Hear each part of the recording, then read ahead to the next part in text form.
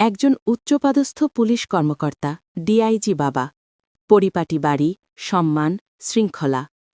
আইনের রক্ষক ছিলেন তিনি, কিন্তু নিজের ঘরে লুকিয়েছিল এক ভয়ঙ্কর অন্ধকার। মেয়ে বন্ধুদের সঙ্গে নাইট ক্লাবে যায় এবং নেশাগ্রস্ত অবস্থায় বন্ধুদের সঙ্গে ফুর্তি করে, মদ খায়। ক্ষমতা আর অর্থের আড়ালে মেয়েটি হারিয়ে যায় নেশার জগতে। গভীর রাতে মেয়েটি টালামাটাল হয়ে বাড়ি ঢোকে। এজন্য বাবা মা মেয়েটিকে শাসন করে। নেশাগ্রস্ত মেয়েটি নিয়ন্ত্রণ হারায়। মেয়েটি রাতে বাবা মায়ের রুমে চুপি চুপি একটি ছুরি নিয়ে প্রবেশ করে এবং বাবা মাকে ছুরি দিয়ে আঘাত করে মেরে ফেলে। বাবা মা নিথর হয়ে পড়ে থাকে। পরদিন সকালে মেয়েটি নিজেই থানায় যায় এবং নিজেই বলে, আমি আমার বাবা মাকে খুন করেছি। পুলিশ স্তব্ধ। পুলিশ মেয়েটির সব কথা শুনে মেয়েটিকে গ্রেফতার করে।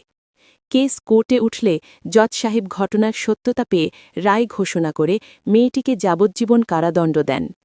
মেয়েটি কাঠকড়া শক্ত করে ধরে অঝরে কাঁদতে থাকে। এমন ভিডিও এবং ফটোশপের কাজ শিখতে চাইলে ফয়সাল মিঞ্জু চ্যানেলকে সাবস্ক্রাইব করে ফয়সাল মিঞ্জু চ্যানেলের সাথেই থাকুন। ধন্যবাদ। তোমরা দেখো গো আসিয়া, ফয়সাল মিঞ্জু নৃত্য করে নাইট ক্লাবে যাইয়া।